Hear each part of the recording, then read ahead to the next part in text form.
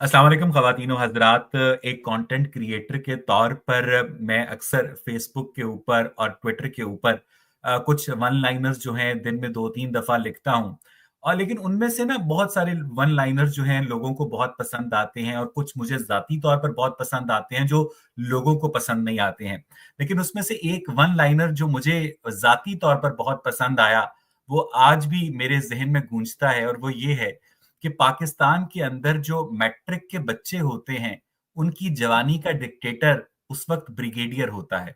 यानी वो जब मैट्रिक के बच्चे एफएससी करेंगे और एफएससी करने के बाद यूनिवर्सिटी के 4 साल गुज़ारने के बाद जब जॉब मार्केट में निकलेंगे, तो वो ब्रिगेडियर साहब आर्मी चीफ बन चुके होंगे और जब वो आर्मी चीफ बन चुके होंगे, तो वो डिक्टेटर बन चुके होंगे और वो जब डिक्टेटर बन चुके होंगे, तो वो पाकिस्तान की पूरी पार्लियामेंट को अपने ज़ेरे नगी कर चुके होंगे। और ये ऐसा विशियस साइकिल है, ये एक ऐसा शैतानी चक्कर है जो जारी सारी है। जब मैंने नर्सरी क्लास में एडमिशन लिया 1987 की बात है, गैरिसन पब्लिक स्कूल रहीम यार खान में, तब जनरल ज़ियाउल हक डिक्टेटर था और आज इस वक्त पाकिस्तान में जनरल आसिम मुनीर की डिक्टेटरशिप है और लोग सियासी पार्टियां बनाकर या सियासी जमातों के नाम पर एक दूसरे से ऐसे लड़ते हैं जैसे वाकई उनके वोट से मुल्क के अंदर तब्दीली आएगी, उनके वोट से जो ऐवान इक्तदार में लोग पहुंचेंगे, उनके हक में फैसला करेंगे। लेकिन उन्हें क्या पता होता है कि वो इलेक्शन वाले दिन लाइनें लगाकर सिर्फ इस बात का पता करते हैं कि आर्मी चीफ की मर्जी क्या है। पाकिस्तान के हालात का एक ऐसा मनहूस नक्शा है जो इस वक्त पाकिस्तान का हर जी शऊर इंसान जो है वो अपने अंदर महसूस करता है, लेकिन वो इतना कर्ब है, वो इतना दर्द है कि वो कभी उसको एक्सप्रेस नहीं कर सकता है। और मुझे बाकायदा लोग पाकिस्तान से फेसबुक के ऊपर, ईमेल के ज़रिए, व्हाट्सएप के ज़रिए मैसेजेस करते हैं कि यार तू तो एक आज़ाद मुल्क में बैठा है, तू ऐसा कर ये हमारी तरफ से शेयर कर दे, हमारे दिल की भड़ास निकल जाएगी। पाकिस्तान का मौलवी जो है, हाथ में ब्लास्फेमी की तलवार लिए घूम रहा है। पाकिस्तान का जो फौजी है, वो हाथ में पीका की तलवार लिए घूम रहा है और पाकिस्तान का हर नौजवान जो है, वो एम्बेसियों के चक्कर काट रहा है कि किसी तरह उसे पाकिस्तान से बाहर निकलने का मौका मिले। पाकिस्तान इस वक्त एक दुनिया की ओपन एयर जेल में कन्वर्ट हो चुका है, जिसके अंदर 25 करोड़ जो कैदी हैं अपने दोस्तों रिश्तेदारों को बाकायदा मुबारकबाद देते हैं कि यार मुबारक हो, तेरा वीजा लग गया है। इससे बड़ी बदकिस्मती किसी मुल्क की क्या हो सकती है। इस पर बात करने के लिए आज मेरे साथ उजैर रशीद मौजूद हैं। उजैर भाई, क्या मेरी किसी बात से इख्तलाफ रखते हैं आप? मैं आपकी किसी भी बात से इख्तिलाफ नहीं रखता। आपने कड़वा सच बोला, सीधा सच बोला और यही आज की हकीकत है जो आपने बयान कर दी है। पाकिस्तान फौज का है, फौज पाकिस्तान की है और यही आज का सबसे बड़ा सच है। तो ताकतवर के हाथ में जब भी ताकत जाती है, ताकतवर के उस ताकत के नशे में अपने ही फैसले करता है। दुनिया की तारीख इस बात की गवाह है कि जब जब जिस जिस को भी ताकत मिली है, उसने ताकत के नशे में जो भी गुल खिलाए हैं, उसकी मर्जी, उसका कानून, उसकी अखलाकियात, उसकी इंसानियत, उसकी बुलवतनी, उसकी मर्जी के पैटर्न। तो पाकिस्तान की फौज का भी एक अपना ही अंदाज है। ये भी ताकत के नशे में चूर, एक बदमस्त हाथी की तरह बेलगाम है और इसका अपनी ही अखलाकियात है, इनकी अपना ही कानून है, अपनी ही इनकी हर चीज बनाई हुई है। जब चाहते हैं बदल देते हैं। हर 10 साल बाद इस्लाम का कोई नया मॉडल ले आते हैं। हर 10 साल बाद, 5 साल बाद मौलवी नया इंटरनेशनल नेशनल मौलवी को चेंज कर लेते हैं। कोई नया बड़ा नाम पीछे से धक्का लगा के आगे ले आते हैं। हर आप अब ये देखें कि ये जो कितने लोगों को जेल में सजा दे दी है, 10-10 साल की सजा, पूरी पार्टी लटका दी है। क्या मिसाल कायम कर दी है कि पूरी पार्टी लटका दी है एक 9 मई के जो वाक्य को बुनियाद बनाकर।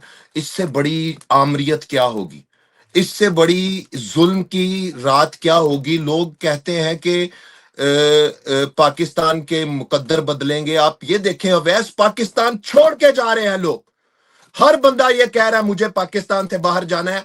एक ये जो पिछले दिनों ये बड़ी खबर गर्म हुई कि पाकिस्तान नंबर 1 पे आ गया है उन ममालिक में के जिन ममालिक से लोग हिजरत करना चाहते हैं, छोड़ के जाना चाहते हैं।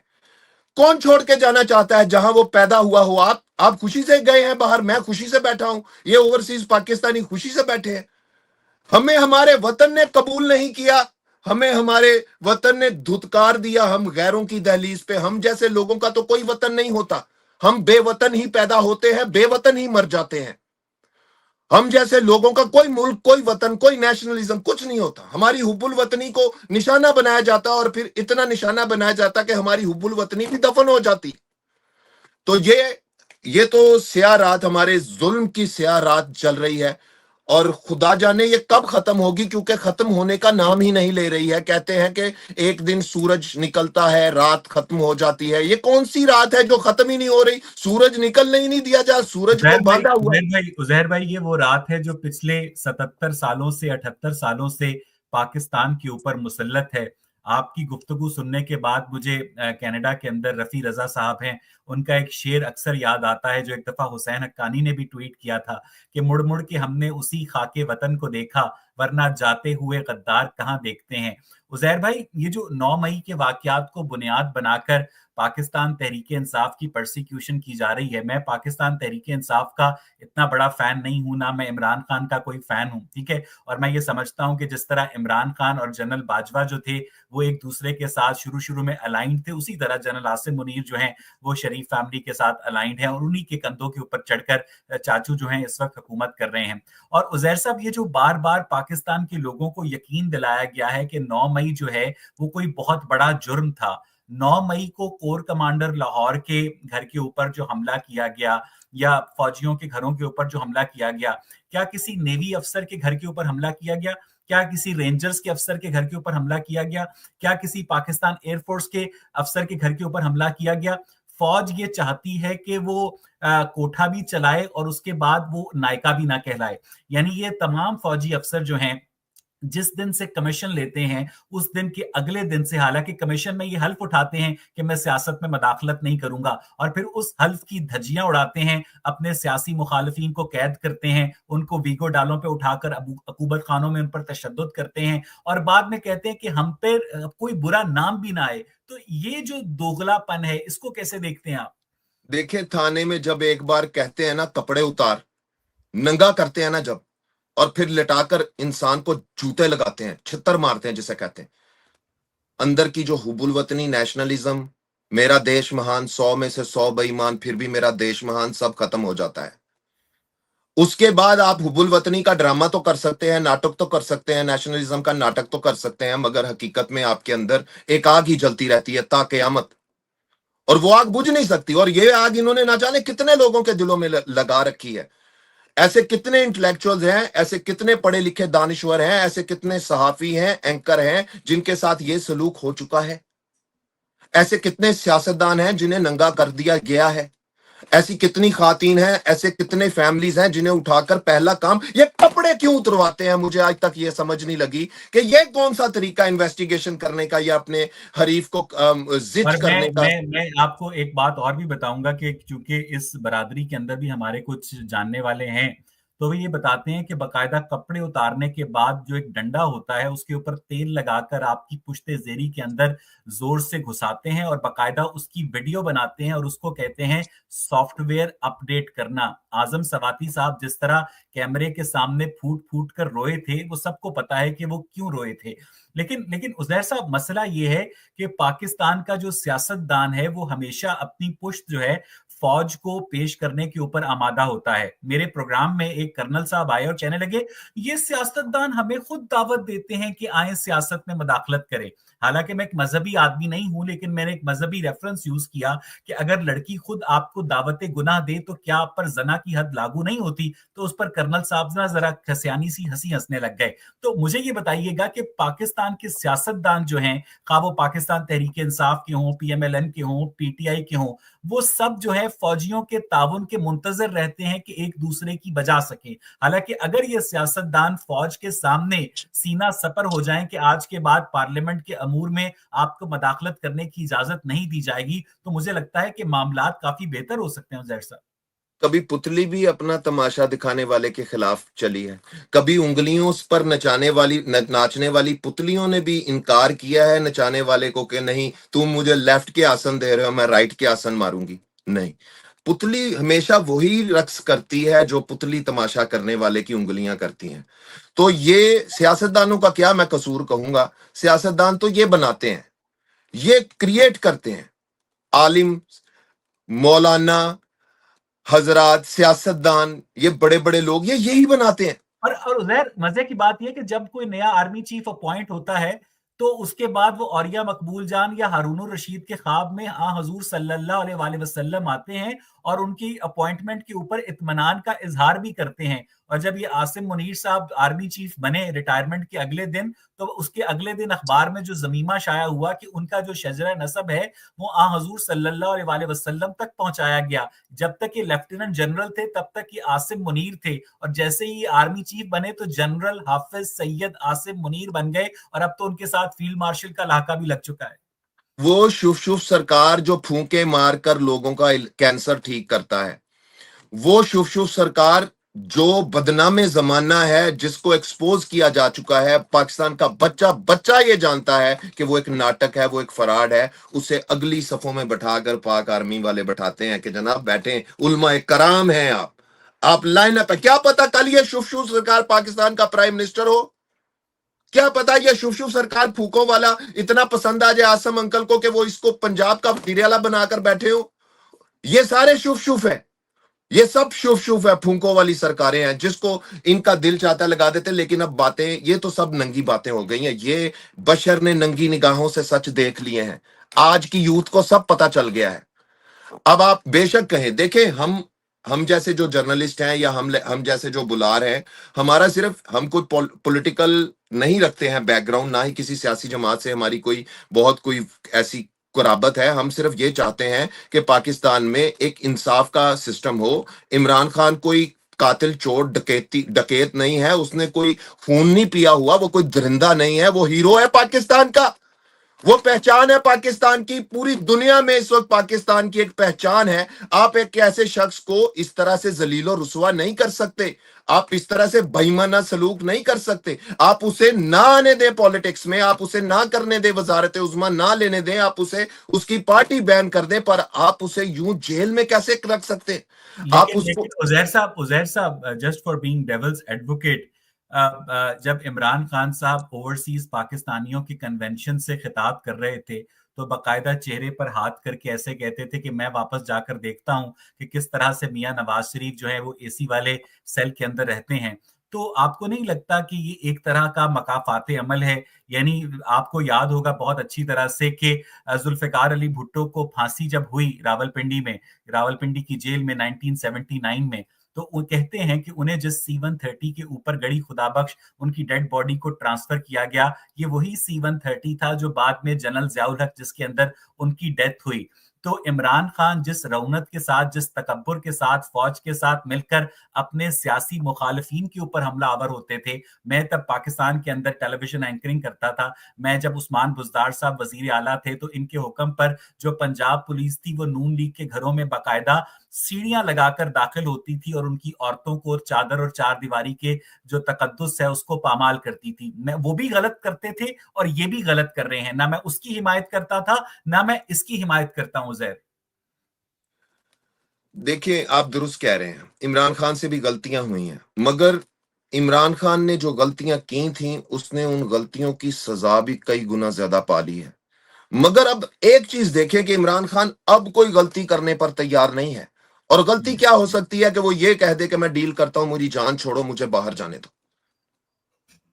नहीं, वो ये कर मैं ये एक देखें, बात, मैं इमरान खान का सबसे बड़ा मुखालिफ हूं, लेकिन मैं एक बात पर इमरान खान को फुल क्रेडिट देता हूं कि पाकिस्तान की तारीख में फौज को सबसे ज्यादा नंगा, पाकिस्तान की तारीख में फौज को सबसे ज्यादा बरहना, पहले तो इनका थोड़ा बहुत भरम रहता था ना, लेकिन इमरान खान को इस बात का क्रेडिट जाता है कि फौज की तवक्कुआत के बरक्स इमरान खान ने जेल सहकर जिस तरह से पाकिस्तान की मिलिट्री की जो पॉलिटिकल इंटरवेंशन है उसको एक्सपोज किया है, उसकी पाकिस्तान में कोई मिसाल नहीं मिलती। और अवैस ये आपका ये बड़ापन है, ये जी आपका बड़ापन है कि आप ये इकरार कर रहे हैं, आपका बड़ापन है। मैं आतिफ तकीर से बात कर रहा था, वो तो ये मानने पर भी तैयार नहीं था कि इमरान खान का कोई मामूली सा भी किरदार है आज की स्टैब्लिशमेंट के बारे में या फौज के बारे में लोगों को कोई आगाही देने में।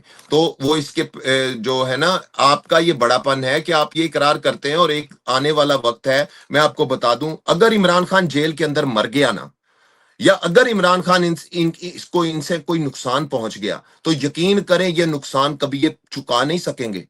ये कभी ये चुका नहीं सके, ये घरों से बाहर नहीं निकल सकेंगे, ये अपनी कॉलोनियों से बाहर नहीं निकल। अगर खान को इन्होंने अंदर जाया कर दिया, वो बूढ़ा आदमी है, एक खिलाड़ी आदमी है जिसने एक्सरसाइज की है, सारी जिंदगी गेम की है। आप उसके गोडे गिट्टे जाम करके उसे बांध के एक छोटे से सेल में कैद करके जब रखेंगे, वो कैसे नहीं बूढ़ा होगा, वो कैसे नहीं कमजोर होगा। वो क्या वो कोई ऊपर से स्टाम्प लगा के आएगा उसने सारी जिंदगी फिट रहना है? वो तो टूटेगा। ये अगर इनसे मर गया ना इमरान खान, अगर खुदा ना खास्ता अल्लाह उसे लंबी जिंदगी दे, अगर इनसे वो मर गया ना, यकीन करें ये इस लाश का बोझ नहीं उठा सकेंगे। ये एक उजैर भुट्टो नहीं, उजैर एक उजैर भुट्टो नहीं इनसे एक अभी तक मेरी एक दफन बात हुआ। सुनिएगा उजैर, एक बात सुनिएगा।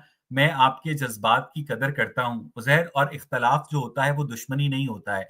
मैं एक तारीख का तालिब इल्म हूं और तारीख के ऊपर 2 किताबें भी लिखी हैं।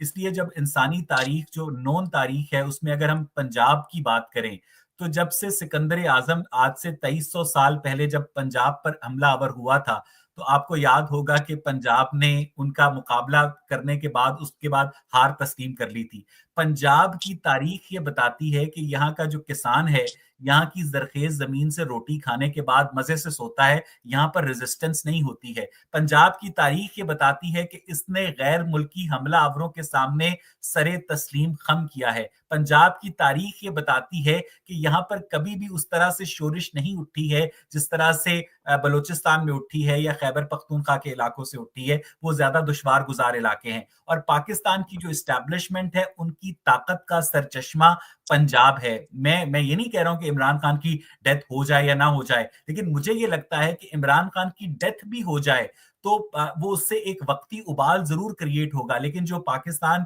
के साथ इस वक्त आलमी ताकतें हैं, जिस तरह से आर्मी चीफ व्हाइट हाउस में जाकर ट्रंप से मिल रहा है, तो मुझे लगता है कि अब आलमी ताकतों ने भी इमरान खान से आगे देखना शुरू कर दिया है और वो पाकिस्तान मिलिट्री को ही एक लॉन्ग टर्म स्ट्रेटेजिक अलाई के तौर पर देख रहे हैं, जो कि एक गलत बात है, जिससे आर्मी को पाकिस्तान के लोगों का इस्तेसाल करने का मजीद मौका मिलेगा। उजैर, आलमी ताकतों ने इमरान खान की तरफ देखा कब था, मुझे ये बताएं।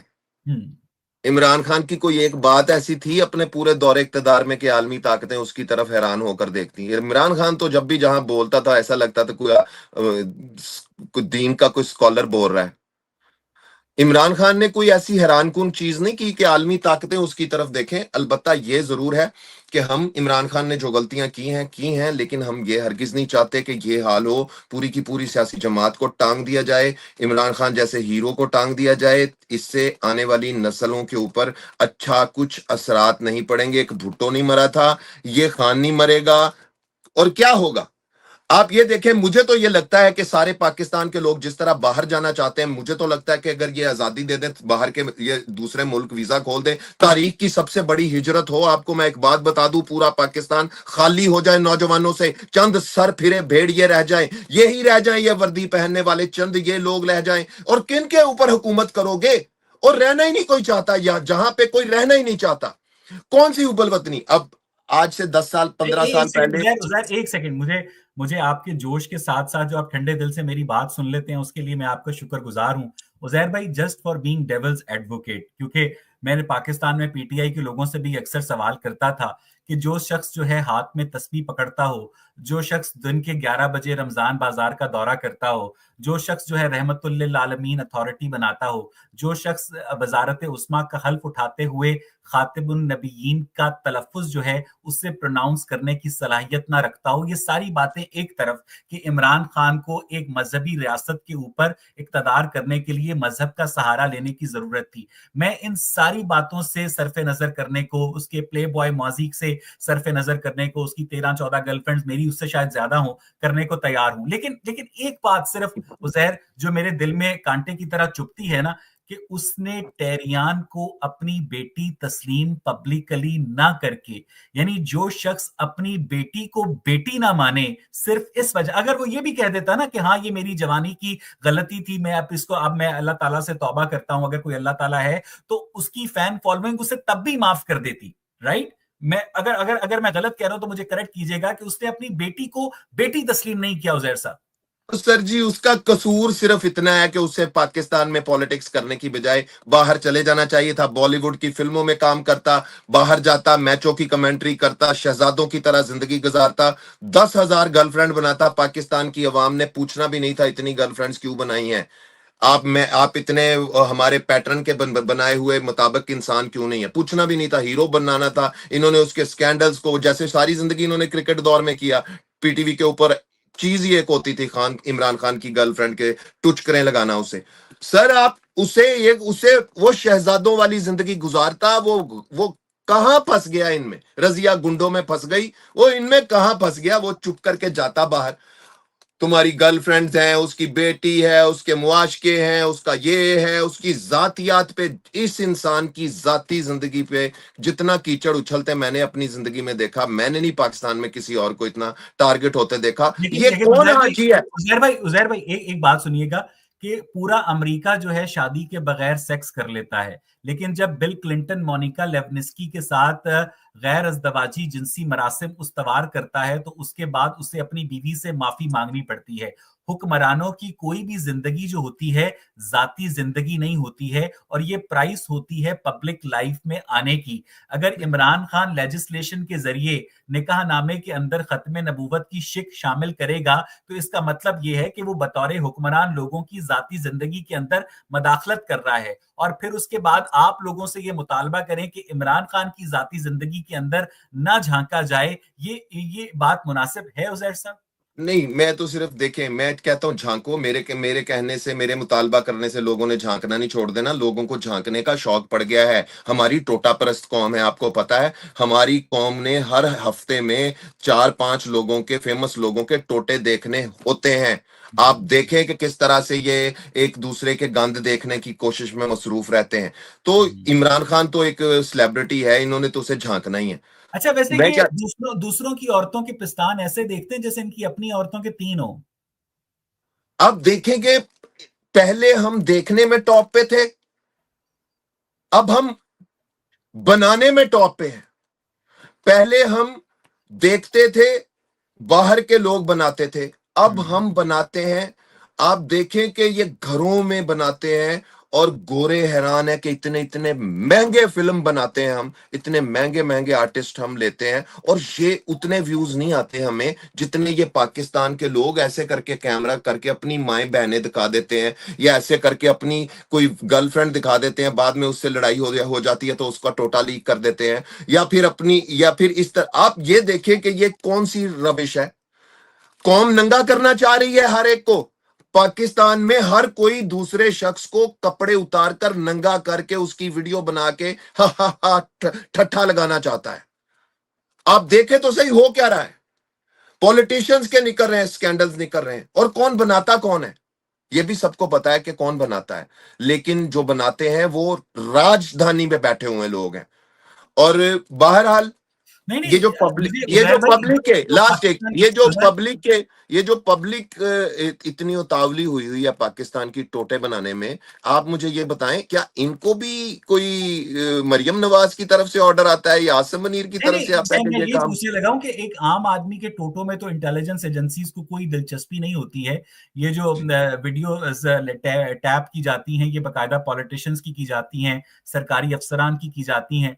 तो मुझे ये बताइएगा कि जो एजेंसी अपने आप को दुनिया की नंबर 1 इंटेलिजेंस एजेंसी कहती है, इसका मतलब ये है कि वो अपने सारे जो पब्लिक फंड्स हैं वो सियासतदानों के टोटे बनाने के ऊपर सर्व कर रही हैं। ना इनको ये पता है कि कच्चे के इलाके के जो डाकू पिछले 40-50 सालों से पकड़े जा रहे हैं वो नहीं पकड़े जा रहे हैं। डीएलए बलूचिस्तान में क्या कर रही है वो इनके काबू में नहीं आ रही है। पाकिस्तान के अंदर जो जो भी दहशतगर्दी की वारदातें हो रही हैं वो इनके काबू में नहीं आ रही हैं। पाकिस्तान और ईरान बॉर्डर पर जो स्मगलिंग हो रही है कोर कमांडर सदर्न कमांड की नाक के नीचे, जिसके बाद आसिम सलीम बाजवा साहब पापा जॉन्स एम्पायर खड़ी करते हैं, और हर सदर्न कमांड का जो कोर कमांडर होता है वो अरबपति बनकर रिटायर होता है। ये सब कुछ इन एजेंसीज को नजर नहीं आता है उजैर?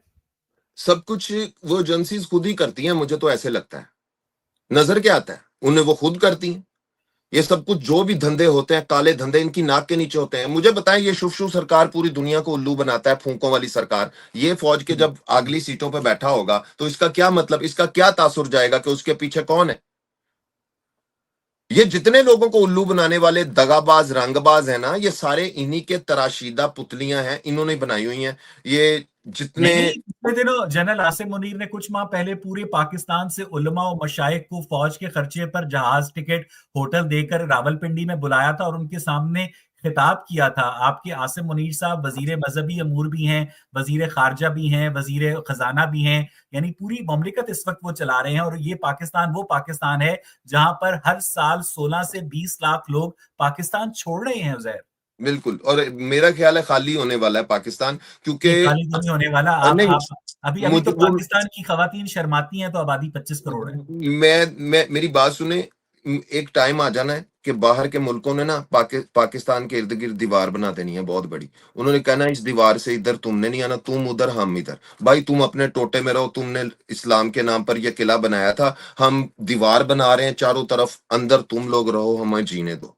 अंदर रहो, जो मर्जी करो, अंदर रहो।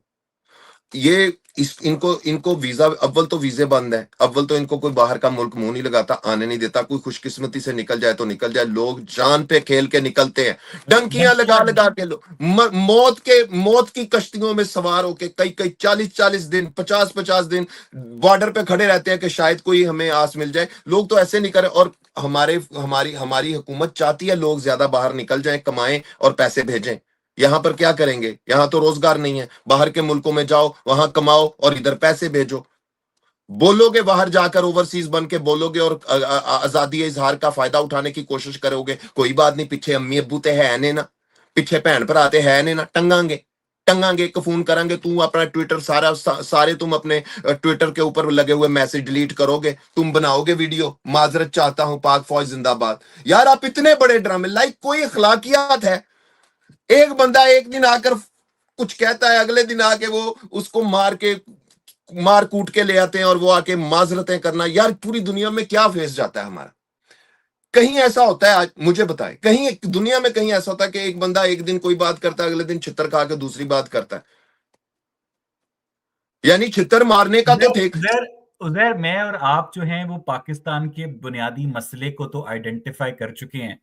पिछले साल शिकागो में जब जो अपना तंजीम है association of Pakistani physicians of north America, उन्होंने डॉक्टर मोईद पीरजादा को, आयशा सिद्दीका को इनवाइट किया हुआ था, मैं भी चला गया। तो मैंने आयशा सिद्दीका से सवाल किया, वो एक हिस्टोरियन है, वो नेवल इंटेलिजेंस के काम पर काम भी कर चुकी हैं, कि आयशा आपा ये बताइएगा कि अब पाकिस्तानी फौज का जो सियासत में करंटली किरदार है, हालांकि साबिक डीजीआईएसआई नदीम अंजुम जो थे वो रो रो कर प्रेस कॉन्फ्रेंस कर रहे थे कि हमने सेनेट इलेक्शन के बाद सियासत में कोई मुदाखलत नहीं की, अब जो मौजूदा किरदार है इसको पुश बैक कैसे किया जाए?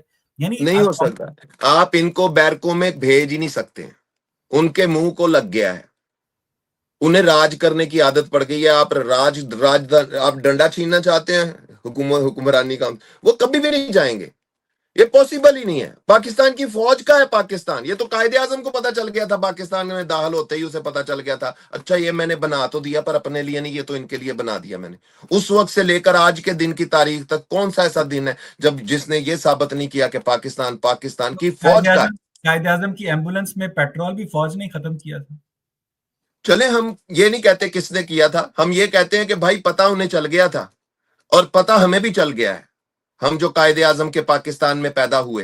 और मैं आपको एक बात बताता हूँ, मैंने शायद कुछ अर्सा पहले बीबीसी का एक आर्टिकल पढ़ा था कि 16 अक्टूबर 1951 को रावलपिंडी में लियाकत अली खान को गोली मारकर सैयद अकबर ने कत्ल कर दिया, और उस सैयद अकबर को एक पुलिस अफसर ने गोली मारकर कत्ल कर दिया। और जो सैयद अकबर की बेवा थी वो 2006 तक, यानी अगले 55-54 साल तक जिंदा रही, और उसको पाकिस्तानी फौज की जानिब से महाना पैसे मिलते रहे। उजैर साहब,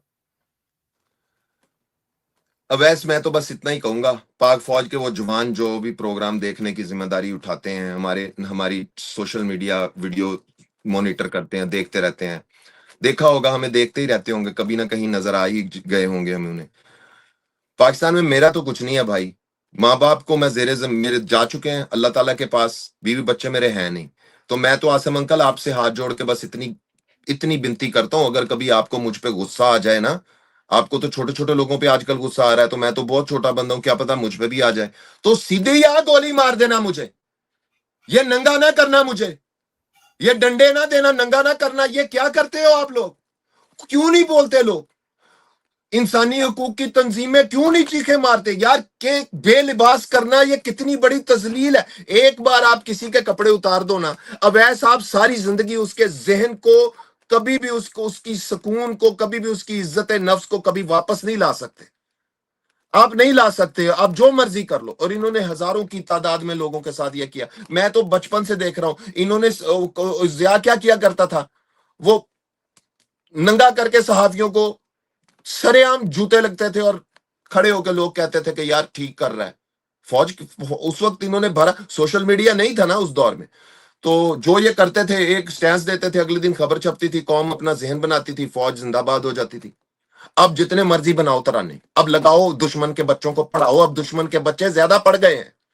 अब दुश्मन के बच्चे पढ़ लिख कर जदीद टेक्नोलॉजी और वो सारे जो काम कर रहे हैं, जो आपके बच्चे नहीं कर रहे हैं। आपके बच्चे क्या कर रहे हैं? वो वीजा लेने के लिए लाइनों में लगे हुए हैं या डंकियां लगा के बाहर जा रहे हैं। आपके बच्चे क्या कर रहे हैं? दुश्मन के बच्चों ने पढ़ लिया है।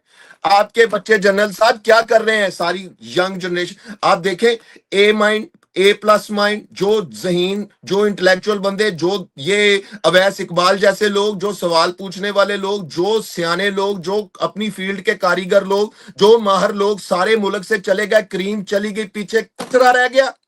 और आप आसिम मुनीर साहब का मैंने एक खिताब सुना जिसमें वो कह रहे थे कि मैं इसको ब्रेन ड्रेन नहीं समझता हूं, मैं इसको ब्रेन गेन समझता हूं कि पाकिस्तान के लोग जब बाहर जाते हैं तो हमें उससे पैसे मिलते हैं, तो उससे ब्रेन के जरिए हमें एक मॉनेटरी गेन होता है। ये पाकिस्तान का डिक्टेटर जो है, इतनी यानी ये एफए पास जाहिल जो हैं, एक तो जाहिल हैं और उसके बाद उस जहालत के ऊपर पुर एतमाद भी हैं कि अगले लोग जो हैं हमारी जहालत के ऊपर वाह वाह करेंगे। उजैर साहब, इस वक्त वैंकूवर के अंदर जो 25% रेंटल प्रॉपर्टी है वो पाकिस्तानी जर्नैलों की है, और जिस दिन पाकिस्तान का आर्मी चीफ रिटायर होता है अगले दिन वो दुबई चला जाता है, वो ऑस्ट्रेलिया चला जाता है, वो उस मुल्क में रहना पसंद नहीं करता। जज जनरल जर्नैल में भैया, जज जनरल जर्नैल, ये तीन जीम जो है ना, जज जनरल जर्नैल, ये तीन जीम ही बैठ गई हैं हमारे मुकद्दरों में। जज ने कभी दुरुस्त फैसला नहीं किया, जज और जर्नल ने, और जर्नैल ने हमेशा अपना ही फायदा सोचा है, अपने आप। और उजैर, ये जो पाकिस्तान का मौलवी है, पाकिस्तान के उलमाए हराम हैं, सॉरी उलमाए कराम हैं, ये जो पाकिस्तानी फौज के मजालिम को एक बाकायदा मजहबी जवाज देते हैं, ये कह करके इताअत करो अपने रब की, और उसके ऊपर उसकी जो तुम्हारे ऊपर हुक्मरान मुकर्रर किया जाए। यही लोग जनरल परवेज मुशर्रफ के गले में हाथ डालते थे, यही लोग जमात इस्लामी जो थी वो जनरल ज़ियाउल हक की काबीना के अंदर मौजूद थी। तो मुझे ये बताइएगा, ये पाकिस्तान के उलमाए कराम को फौज को इतना हमेशा सपोर्ट क्यों करते हैं? क्या इनके इनके मजहब ने इनको हमेशा ये सिखाया है कि इनके जरिए बकिया लोगों को, बकिया पाकिस्तान के अवाम को अपने एक फर्जी खुदा के अंगूठे तले दबा कर रखो? उजैर साहब, यही लोग आशूरा मुहर्रम को हुसैन इब्ने अली को भी खिराजे अकीदत पेश करते हैं कि उसने वक्त के जालिम यजीद के खिलाफ सीना तसप्पर अच्छा, होकर मुर्दा उसे यजीद को ललकारा बुरा था। भला कहते हैं, जिंदा यजीद के आगे खुद झुकते हाँ हैं ये। जी, मुर्दा यजीद को ललकार, उस मुर्दा यजीद को तो गालियां देते हैं, लेकिन ये इमाम हुसैन अलैहिस्सलाम को किस लिए ये याद करते हैं और उनको खिराज अकीदत पेश करते हैं? क्योंकि वो जालिम के सामने खड़े हो गए, एक स्टैंस ले लिया। अगर वो स्टैंस कोई पाकिस्तान में लेने का सोचे, या इनसे कोई कहे कि आप हुसैनी स्टैंस लो ना, जरा जालिम के सामने बोलो ना, जिंदा यजीद सामने खड़ा है, बोल के दिखाओ। नहीं बोल देंगे, नहीं बोलेंगे, मर जाएंगे, नहीं बोलेंगे। अब ये देखें, इंजीनियर मोहम्मद अली मिर्जा है, ये इंजीनियर मोहम्मद अली मिर्जा ने जितनी फेम इकट्ठा किया है, ये सारा फेम इसने मुर्दा यजीद और माविया खानदान के बारे में क्रिटिसाइज कर करके, बोल बोल के, क्योंकि लोगों को पता नहीं था, यूथ को इन चीजों का पता नहीं था, इसने थोड़ा बता दिया वो सारी चीजें जो मौलवी छुपाते थे, तो इसने सारा फेम इकट्ठा किया है, ये मुर्दा यजीद को गालियां निकाल के। इसका फेम और किस तरह का है? ये कोई साइंटिस्ट है? इसने क्या कोई बहुत बड़ी कोई दूरबीन खुर्दबीन को इजाद कर दी है क्या? ये कोई बहुत बड़ा आइंस्टाइन है? वही 4 किताबें पढ़ के बैठा, वो उसने टॉपिक ही वो चुना, मुर्दा यजीद को गाली निकालो, फेवरेट टॉपिक रहा है। 70 साल में सबसे ज्यादा पैसा और सबसे ज्यादा फेम उसी ने कमाया है जिसने मरे हुए यजीद को गाली दी है, और मौत को उसने गले लगाया है।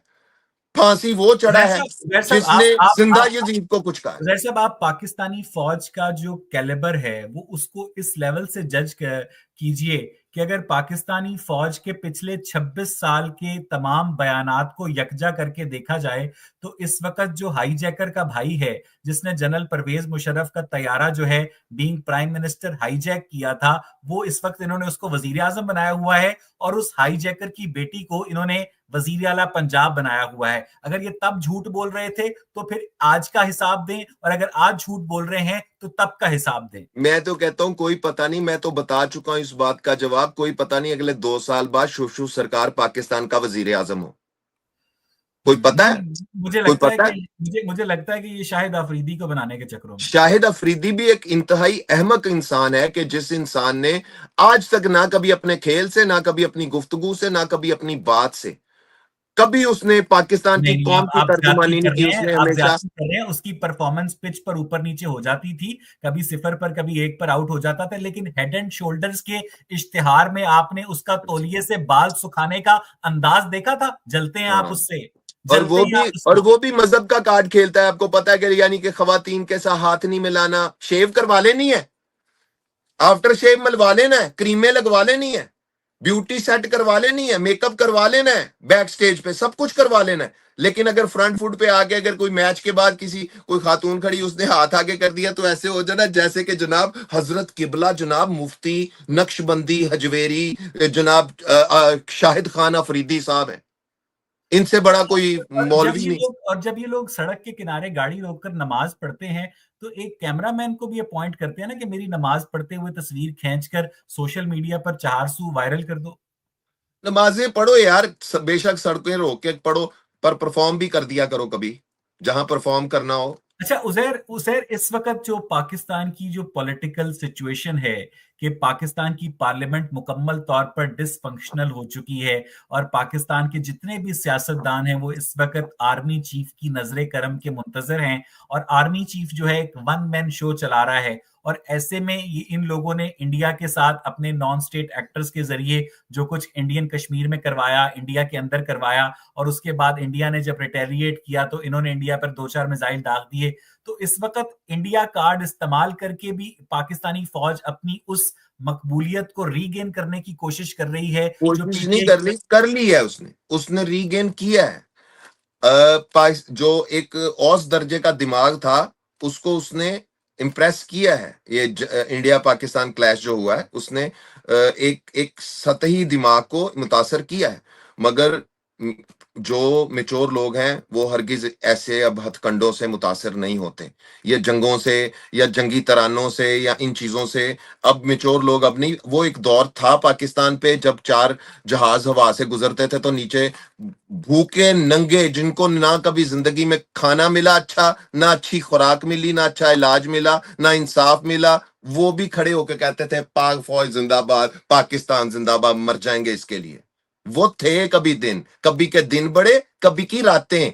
अब है रातें, और इन रातों के मुकद्दर में सूरज कोई नहीं है। मैं अब मैं कोई मैं उजैर कल रात को टॉम क्रूज की 1989 में रिलीज होने वाली फिल्म देख रहा था, बॉर्न ऑन 4 जुलाई, जिसमें जो टॉम क्रूज है उसको एक यंग अमेरिकी नौजवान दिखाया गया है जो 1968 की वियतनाम वॉर के अंदर जख्मी हो जाता है, और बाद में वो एक एंटी वॉर एक्टिविस्ट बन जाता है, और वो जो मिलिट्री है उसके एक्टिव पॉलिटिकल किरदार की मुखालफत करता है।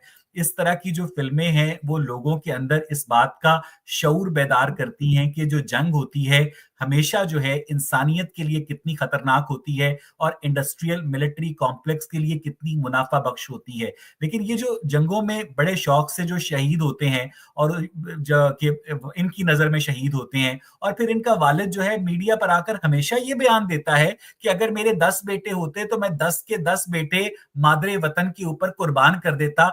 कभी किसी बाप ने ये नहीं कहा कि मैंने अपने बेटे को रोका भी था फौज में ना जाए, लेकिन वो इन जालिमों की वजह से आज इस दुनिया में नहीं रहा। क्यों उजैर? आप ये बताएं, जो भी अंदर से बाहर आता है वो अगर 9 मई के वाकये की मजम्मत करता है तो इसका क्या मतलब है? ये हम्म। वही बात है जो आपने की है। तो अफसोस है अगर कोई हमसे पूछे कि हम्म। बताओ, इतनी बातें कर रहे हो, इतने मसले, ये वो फलाना टिमका, हल क्या है तुम्हारे पास? क्या हल है? तो हमारे पास कोई हल नहीं है जी। हल पाकिस्तान की फौज के पास है। हम जैसे लोगों से हल की उम्मीद ना रखो। हम वो मरे हुए लोग हैं, हम वो कुचले हुए लोग हैं। हम शोर डालेंगे, हम चीखेंगे, चिल्लाएंगे, हम मातम करेंगे। हम पाकिस्तान के हालात पे मातम कर सकते हैं। हल देखिए, पूछना है तो जाके। पाकिस्तान में जो मुशर्रफ के दौर में प्राइवेट टीवी चैनल्स का आगाज हुआ, जिसका मुशर्रफ साहब बड़े क्रेडिट लेते रहे। पहले कुछ अर्सा पहले पाकिस्तान में चैनल्स हुआ करते थे, जियो न्यूज, ARY, समा, एक्सप्रेस। लेकिन अब मेरे ख्याल में अब पाकिस्तान के चैनल्स के नाम कुछ इस तरह से हैं: ISPR1, ISPR2, ISPR3, ISPR4, ISPR5। जैसे ही आर्मी चीफ कट होता है, सारे चैनल जो हैं वो और बाकायदा इन तमाम डायरेक्टर न्यूज को ISPR की जानिब से 6 सितंबर के बग्स जारी किए जाते हैं, बाकायदा उनको हिदायत जारी की जाती हैं, और बाकायदा नॉमनक्लेचर तक डिक्टेट किया जाता है फौज की जानिब से कि आपने अफगान को जंगजू लिखना है, आपने कश्मीर को हुर्रियत पसंद लिखना है, आपने बलोच को अलहदगी पसंद लिखना है, आपने कच्चे के डाकुओं को ऐसे ट्रीट करना है, पुलिस एहलकार को आपने जाबाज कहना है, फौजी को तो आपने आंखें बंद करके शहीद कहना है। यानी यानी ये नॉमनक्लेचर तक। और ये जो लफ्ज पाक फौज है, ठीक है, इस लफ्ज पाक से लोग कहते हैं कि ये पता नहीं कोई मक्का मदीना की फौज है। इस पाक का जो लफ्ज है, पाकिस्तान से इन्होंने पाक फौज अखज कर लिया और अपने आप को पाक और पवित्र करार दे दिया है। हालांकि पाकिस्तान के बकिया इदारे पाक सुई गैस नहीं है, पाक इंटरनेशनल एयरलाइंस नहीं है। तो ये जो एक माइन्यूट, ये जो लोगों की एक साइकोलॉजिकल वॉरफेयर करते हैं लोगों के साथ, लोगों को उसका भी अंदाजा नहीं है उजैर। बड़ा जबरदस्त आप बोलते हैं, बड़ा फ्लो में बोलते हैं। वैस मुझे ये बताएं, कितना का पढ़ते रहते हैं? दिमाग तो हर वक्त यही कुछ करने में आपका चलता रहता होगा। हर वक्त इंफॉर्मेशन आ रही है, उसने क्या बोल दिया, उसने देखते रहते हैं 24 घंटे। यही हर वक्त आपके माइंड में चलता रहता है। और कुड़ता रहता हूँ सर, और कुड़ता रहता हूँ सर, और कुड़ता रहता हूँ। और मुझे और बाकायदा पाकिस्तान के इस हालिया पाक भारत तनाजे में, यानी नजम सेठी जैसे लोग पाकिस्तान के अंदर ऐसे ऐसे जो पता नहीं, वो शायद पाकिस्तानी फौज से फायदा हासिल करने के लिए पाकिस्तानी फौज की हिमायत कर रहे थे। क्योंकि पाकिस्तान के अंदर सियासी तौर पर अगर आपने ये जानना हो कि कौन सा मौकफ दुरुस्त है, तो आप जमात इस्लामी का मौकफ देख लें। उनका जो मौकफ होगा उसके बरक्स जो है वो दुरुस्त मौकफ होगा। तो इसी तरह पाकिस्तानी फौज का आप मौकफ देख लें, पाकिस्तानी फौज जो कुछ कह रही होगी उसका मुखालिफ जो होगा वो पाकिस्तान के मफाद में होगा। और आज इस पाकिस्तानी फौज ने एक आम आदमी को बाकायदा ये बावर करा दिया है कि अगर सैलाब आएगा तो फौज आपकी हेल्प करेगी, अगर जलजिला आएगा तो फौज आपकी हेल्प करेगी, अगर नारान के अंदर लैंडस्लाइडिंग होगी तो फौज आपकी हेल्प करेगी। यानी पेशावर के अंदर जो किला बाला हसार है, वहां से लेकर पैराडाइज पॉइंट तक, और बावलपुर के नूर महल से लेकर जितनी प्राइम प्रॉपर्टी है आज पाकिस्तान की, वो इस फौज ने बाकायदा कंज्यूम कर ली है। चौलिस्तान के अंदर हजारों एकड़ जमीन ये लोग हथिया चुके हैं। ये ग्रीन पाकिस्तान मंसूबे के नाम पर बाकायदा ज़राअत के अंदर इंटरवीन कर रहे हैं। और पाकिस्तान के जो पॉलिटिशियंस हैं वो अपनी स्पेस को तेजी से छोड़ रहे हैं उजैर। आप अमेरिका में हैं, आप देखें आप किस तरह की यहाँ मेडिसिन है, किस तरह का इलाज है, किस तरह की सहूलियात हैं, किस तरह की पुलिस है, अदालतें हैं। यहाँ पे आपने एक नया कल्चर, एक नया माशरा, एक नया मुल्क देखा है। आप देखें वहां पर दवाइयों के नाम पे मौत बांटी जाती है। 2 नंबर दवाइयां खाते हैं लोग और नारे लगाते हैं, हमें आकर कहते हैं गद्दार है। 2 नंबर दवाइयां, गंदा तरीन फूड खाते हैं, वो वाली सब्जी जो जो जिसे कोई भी ना खाना पसंद करे, गटर वो के वाली पानी से उगती है, जो गटर के गटर से। पानी से हाँ, उगती है। हाँ, और वो खा के हमें कहते हैं हम गद्दार हैं। हम जो इनको ये बताते हैं कि यार जागो खुदा के वास्ते, जहां कोई मछली साफ ना हो और सारी मछलियां गंदी हो, तालाब जौहड़ बन जाता है, हर जिंदा जल सड़ जाता है। ए नूर नगर के बाशिंदों, मैं उस जौहड़ में रहता हूं। बरसों से जहां शैतानों ने भगवान बनाकर बेचे हैं, इंसान बनाकर मारे हैं। यहां सच की कीमत गोली है और मौत का फतवा चलता है। यहां सारी मछलियां गंदी हैं और सारे मजहब झूठे हैं। यहां सारी मछलियां गंदी हैं और सारे मजहब झूठे हैं। और अवैस, मैं एक और भी बात कहना चाहता हूं कि ये लोग कहते हैं कि जी पाकिस्तान में फिरके बहुत हैं, फिरका वारियत बहुत है, फिरका वारियत के नाम पे बहुत लड़ाई है। मैं ये फिरका फिरका बहुत सुन सुन के अब थक चुका हूं। ये कोई फिरका शिरका नहीं है पाकिस्तान में, ये सब मजहब है।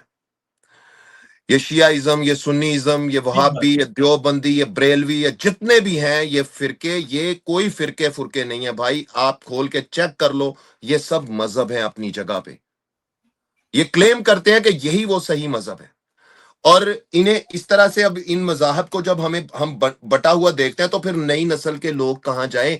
आज अगर लोग आपकी तरह के बन रहे हैं कि कोई खुदा नहीं है, खबर कर रहा हूं मैं, तो ये इस तरह के लोग क्यों बन रहे हैं? इसलिए बन रहे हैं अवैस, क्योंकि ना कोई दलील है, ना कोई मंतक है, ना कोई लॉजिक है, ना कोई किताब है। किताबों के नाम पे जो कुछ हमें पढ़ाया गया है वो सारे, मैं कहता हूं वो नहीं, शफाक मुझे अहमद मुझे बानो मुझे लगता कुर्सिया। है कि इस वक्त इस्लाम के सच्चा होने की पाकिस्तान में सबसे बड़ी दलील जो है वो 295 का तौहीने मजहब का कानून है। ठीक है, आज आप वो ईरान के अंदर 60% से ज्यादा आबादी जो है वो एथियस्ट या एग्नोस्टिक हो चुकी है। और मुझे पूरे पाकिस्तान के अंदर से लोग मैसेजेस करके कहते हैं कि हम भी खुफिया तौर पर एथियस्ट हो चुके हैं। तो मैं इन ईरान क्योंकि के बारे में ये जो आपने कही है अभी, के 60% वहां लोग छोड़ चुके हैं मजहब, कोई क्या इसकी कोई लॉजिक है आपके इसके पास? इसके इसके पीछे बाकायदा बहुत सारे सर्वेज हैं, इसके पीछे बहुत ज्यादा सर्वेज हैं। वो ईरानियन पॉपुलेशन जो है, जो कि ईरान छोड़ने में कामयाब हुई है, जब उनके सर्वेज किए गए तो उसके अंदर से ये एवरेज निकाली गई है। और जो बात आप फिरका वारियत के हवाले से कर रहे थे, यही जो फिरका वारियत है, इसके आपने देखा होगा कि हर फिरके का जो मौलवी है वो जीएचक्यू में जाकर सलाम करता है। उजैर भाई, मैंने नवंबर 2007 में बिल्कुल। पाकिस्तान एयरफोर्स एकेडमी रिसालपुर, जो C-130 में अपने तकरीरी मुकाबले के लिए लेकर जाते हैं, मैंने वहां पर खड़े होकर स्पीच की थी, और जिसमें मैं डिस्क्वालीफाई हुआ था कि मैं मनोज कुमार बलराज कुमार, सकना चांदनी चौक मौजा दिल्ली रॉ का जासूस हूं। मेरे आकाओं ने मुझे फर्ज सौंपा था कि इस देश में वाह वाह वाह इंतशार फैलाना है, हर मस्कन को मक्तल वाह और हर मजबूर को जब्बार बनाना है। मगर आज मैं रम के नशे में धक तुम्हारे सामने इकरार करता हूं कि मैं सिर्फ और सिर्फ बैठकर खाता हूं, रात को क्लबों में झूमता हूं, दिन में तुम्हारे हुक्मरानों को नचाता हूं। जब चाहता हूं आग लगती है, वाह जिधर वाह चाहता हूं धमाका होता है, और तुम्हारे वाह सरकारी जर्द टीवी पे धमाका होता है, धमाका होता है कि कश्मीर हमारा है, फलस्तीन लहू का फव्वारा है। मगर ए भोले भाले लोगों, श्रीनगर तो बहुत दूर है, तुम्हें वहां लुटती इस्मतें तो नजर आती हैं, मगर यहाँ उजड़ती रिदाएं दिखाई नहीं देती। तुम वाह वाह आमरीत की रोटी जमहूरियत की चटनी के साथ तो खाते हो, मगर वाह इस वाह वाह भोजन वाह को वाह शायद हकीम लुकमान का कुश्ता भी हजम न कर सके। यही वजह है कि तुम्हारे चेहरे जर्द, तुम्हारी आंखें सरापा दर्द, तुम्हारे मर्द ना मर्द, वाह वाह तुम्हारे वाह जोहरी हथियार ना महफूज, और तुम्हारा बच्चा बच्चा मकरूज है। जो तुम्हारा सच है वही वाह तुम्हारा वाह जमूद है।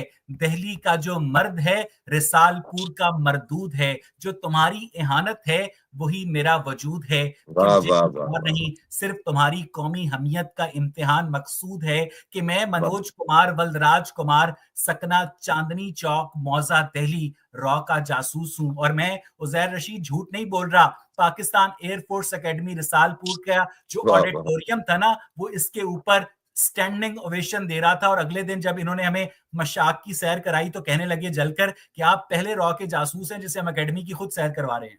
यार मैं कहता हूं छोड़ दो सारी बातें वैस, मैं इस पे तो मैं दाद देना चाहूंगा यार, क्यों ऐसी पोएट्री करते हो भाई? आपने पोएट्री क्यों छोड़ दिया? सर ये लफ पोएट्री, ये पोएट्री नहीं थी सर, ये सिर्फ एक नहीं, नसर थी। लेकिन आप ये नसरिया नज्म थी, आप बड़ा अच्छा नजमी अंदाज था इसका, एक रिदम था इसके, इस तरह की तहरीरों के अंदर देखो, मार दिया ना इन्होंने वो वाला वैस, वो जिंदगी की इन तकलीफों ने, परेशानियों ने वो एक वाला दफा एक क्रिएटिव दफा बंदा। एक दफा यूईटी लाहौर में मैंने कहा था कि आज देखें, आज भी वही हालात हैं जो 17-18 साल पहले थे। तो मैंने कहा था कि आज 16 करोड़ पाकिस्तान, तब आबादी 16 करोड़ थी, तो आज 16 करोड़ पाकिस्तानी मुसलमानों की निगाहें एक भगवान के दास पर जमी हैं। जब इस्लामाबाद में संगमरमर से बनी सफेद इमारत के ऊपर लटकते इंसाफ के तराजू की चांदी वाह वाह सलमान के वाह वाह सामने जमहूरियत की नाचती तवायफ के पैरों में पायल बनकर छन छन कर रही है। वाह बहारोपुर वाह वाह जलसाओं के वाह। आज अदलिया का जनाजा है, और कराची में 250 इंसानों की सुर्खी बशर उस शहर की सड़कों का गाजा है।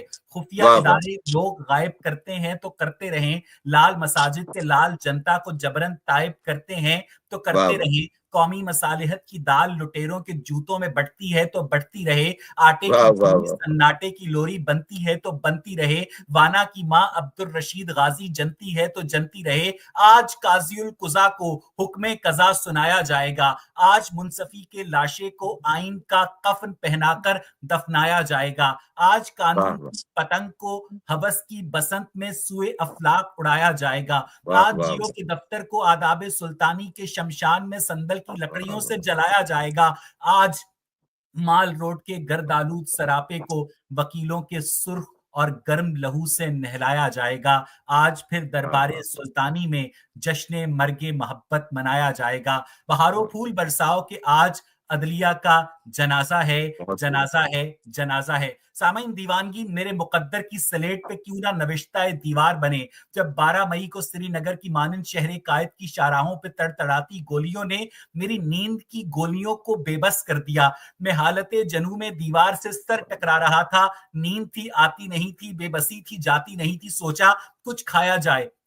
मजंग वाह से जो वाह पराठे खरीदे वो आईने पाकिस्तान के आर्टिकल 25 में मलफूफ मेरी और हुक्मरानों की भूख पे वालिये ठट्टा की मानन ठट्ठे मार रहे थे। और फिर पराठे मेरे और आइन के औराक वाह कूड़ेदान के वाह पेट में सो गए। आईना दिल जागता रहा।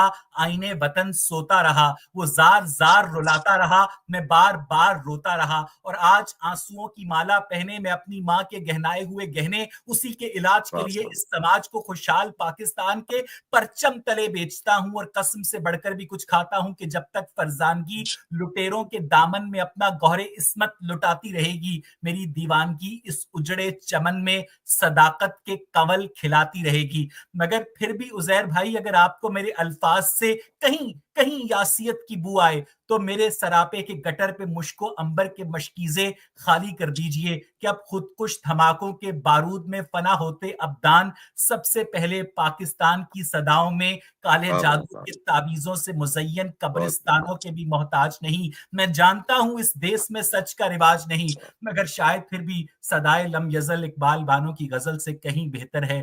भूल जाइए कि वाह मेरी वाह वाह आशिकी वाह सही, वाह वाह मेरी वाह वाह मानंद ये वाह वाह। जुबान है। और याद रखिए कि वजीरिस्तान, शमशान, बलूचिस्तान, चोलिस्तान, चोलिस्तान, सूडान, ऐवान अदल, सुनसान, हरफे आमिर, कुरान, सदारत, निर्वाण और नाबीना निगहबान है।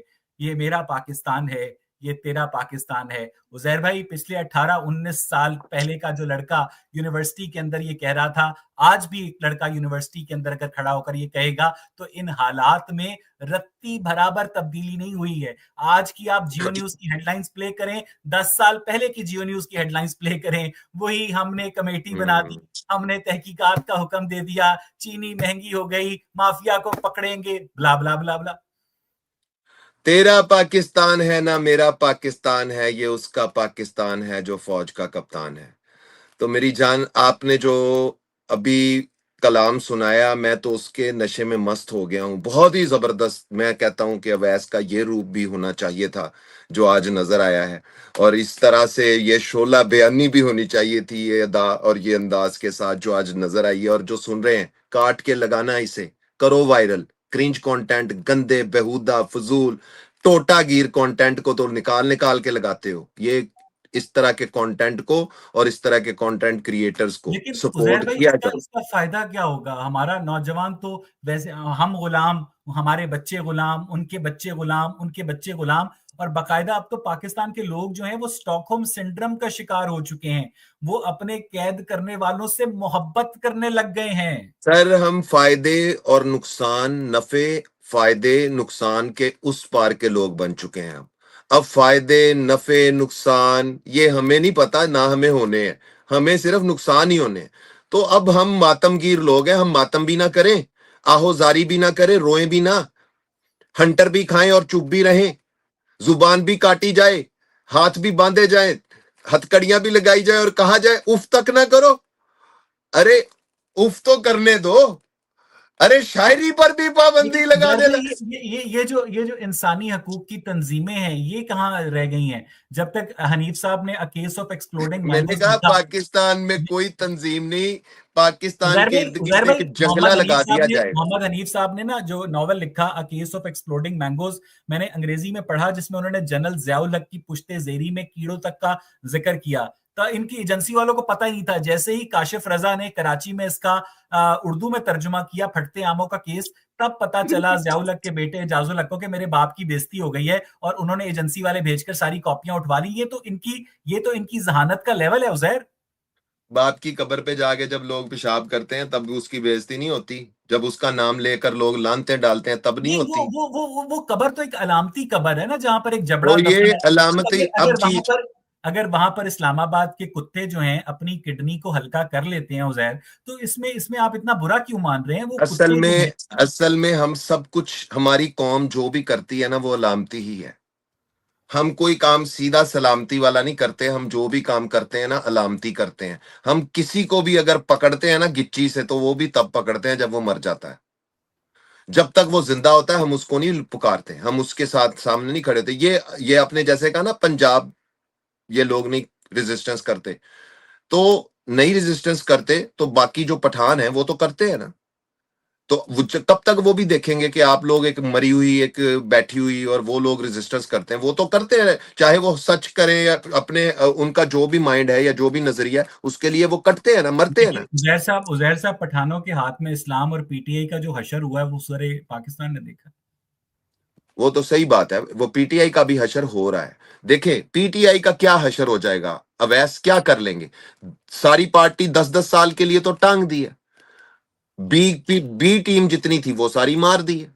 सी टीम जितनी थी उस पे सारी पे नजरें हैं। डी टीम सारी खरीदी हुई है।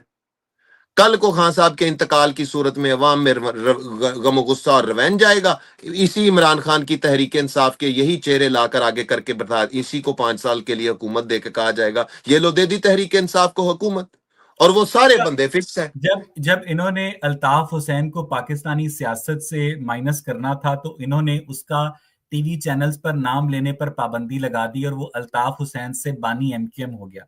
और आज हमने देखा कि वो पाकिस्तान की पॉलिटिक्स में बिल्कुल इररेलेवेंट हो चुका है। यही टैक्टिक यूज किया इन्होंने इमरान खान के लिए, और उसका नाम लेने पर पाबंदी लगाकर उसको बानी पीटीआई बना दिया। आपको कोई खबरनामे में इमरान खान का लफ्ज सुनाई नहीं देगा।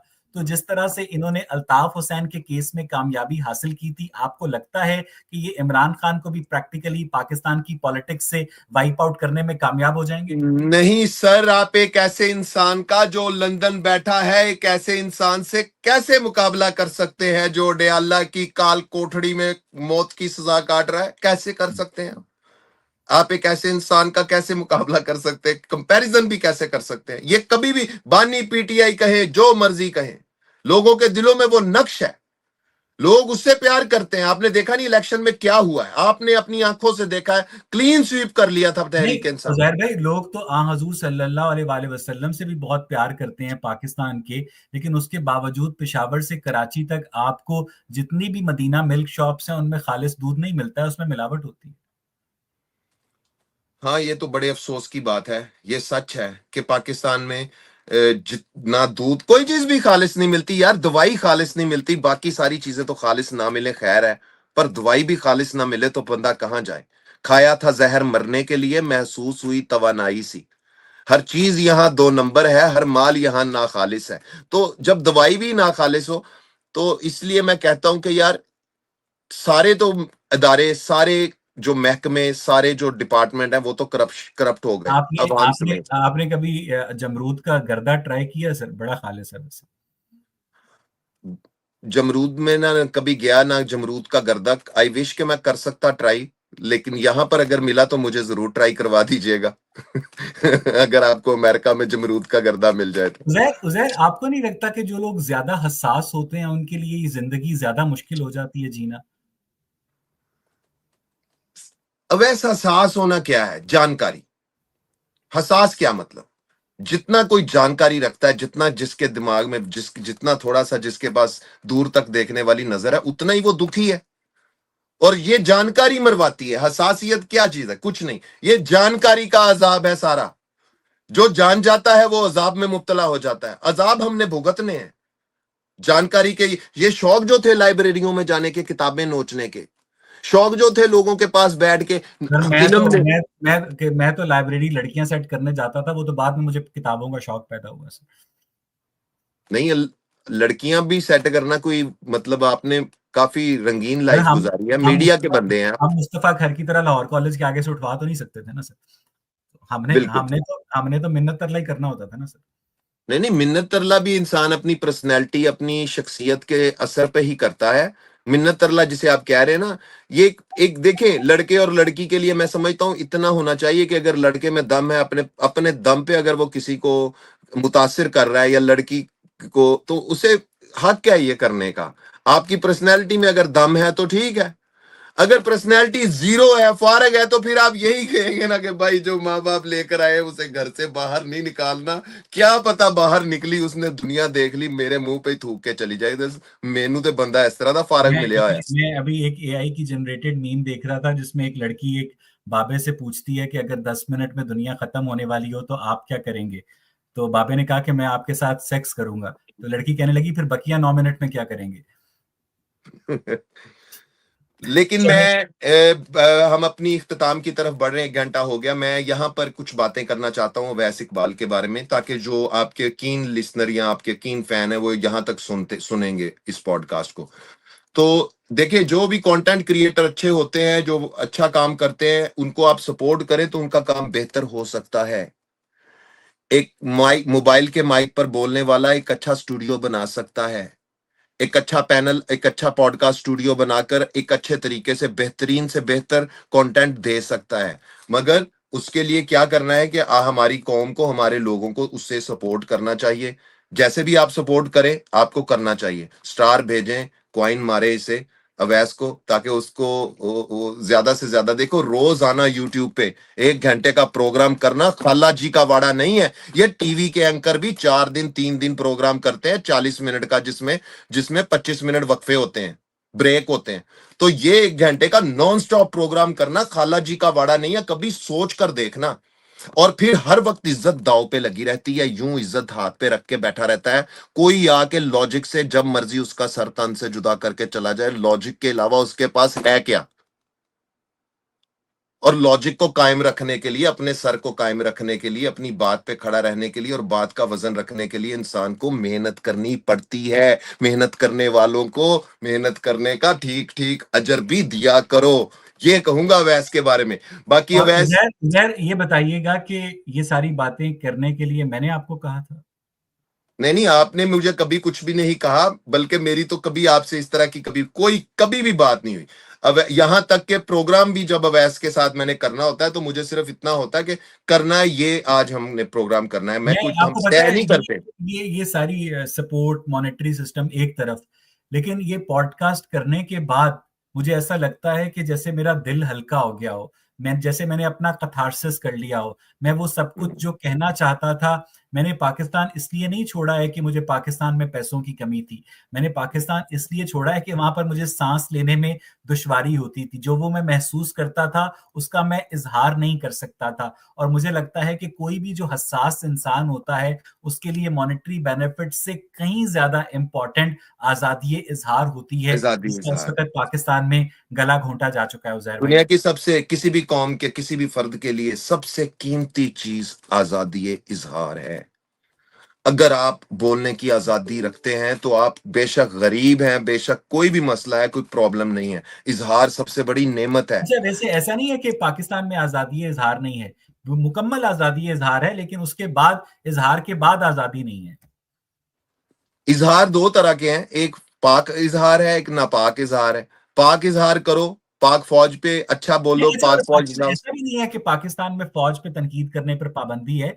पाकिस्तान में रहकर आप भारतीय फौज पर और भारत में रहकर आप पाकिस्तानी फौज पर मुकम्मल तनकीद कर सकते हैं। बस मैं इस बात पे 100%, मेरा दिमाग इस बात पे मुत्तफिक है कि ये जो लोग पाकिस्तान में रह के फौज पे तनकीद करते हैं, ये तनकीद करने की उन्हें इजाजत है, वरना वो नहीं कर सकते। नहीं कर सकते।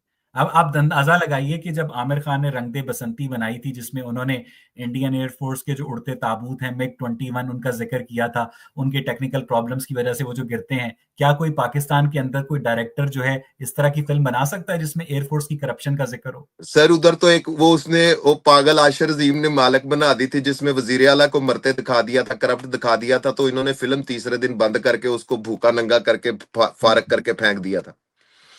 अब ये जो फिल्में आप बात देखते हैं ना, फिल्में, ये ड्रामे, ये नावल, ये कहानियां, ये किस्से, ये लिटरेचर, ये किताबें, ये और लोगों के किस्से हैं। और सर, और ये जो पाकिस्तान के अंदर जब 7,96,096 मुरब्बा किलोमीटर की जमीन खत्म हो जाएगी ना, तो ये जो हमारे जर्नैल हैं ये नॉवल के प्लॉट पे भी कब्जा कर लेंगे, उसको भी दस लेकिन दस फिर मरले भी का करके बेचेंगे। हम इंडिया को इस हवाले से देख लें कि आज के सोशल मीडिया के दौर में भी उनकी फिल्म कहीं ना कहीं थोड़ी बहुत खड़ी है, आज भी क्रिएटिव अच्छा, फिल्में आ रही इंडिया हैं। इंडिया देखिए, दो कौमी नजरिया भी यही था ना, कि हिंदुस्तान के अंदर दो कौमें रहती हैं जिनका रहन सहन अलग है। अब इंडिया फिल्में बनाता है, पाकिस्तानी वीडियोस बनाते हैं, ठीक है, हम उनकी फिल्मों का मुकाबला नहीं कर सकते, वो हमारे टोटो का मुकाबला नहीं कर सकते, बताएं सर, ईमानदारी नहीं की नहीं, बात। हमारे टोटो का कोई मुकाबला नहीं। ये देखो बिल्कुल यार, मैं सर। लास्ट में बात और करना उसके अलावा चाहूंगा हमारा इस। टूटा चावल, जिससे जिससे खीर बनती है सर, क्या शानदार चावल है सर। एक बार फिर वही लफ्ज रिपीट करूंगा, पहले हम देखने में नंबर वन थे, अब हम बनाने में नंबर वन हैं। हमें कोई वो मवाद नहीं चाहिए, बड़े बड़े सेट और कैमरे नहीं चाहिए। मोबाइल से ही हमारी कौम ने अखीर कर दिया, कजनों को, बहनों को, मशूकों को, बेटियों को, गर्लफ्रेंडों को, माओ को, दुश्मन की माओ को, दुश्मन की बहनों को, है राह चलते हुए रोक रोक के मोटरसाइकिल से उतार के, तीन तीन चार चार लोग उस लड़की के साथ और उसके शौहर के साथ करते रहे, जबरदस्ती वीडियो बनाते रहे, टोटे बनाते रहे, और बाद में लीक भी कर दिए।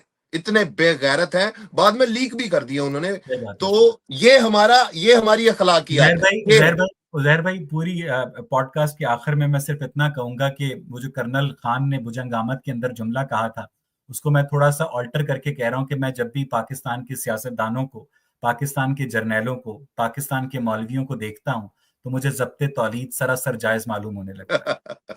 बहुत शुक्रिया सर, टेक केयर उजैर बहुत भाई, बहुत बहुत अच्छा शुक्रिया, लगा बहुत आपसे बहुत बात शुक्रिया करके। वैस। Most big pleasure love, talking big to you. Love, big love. Thank you.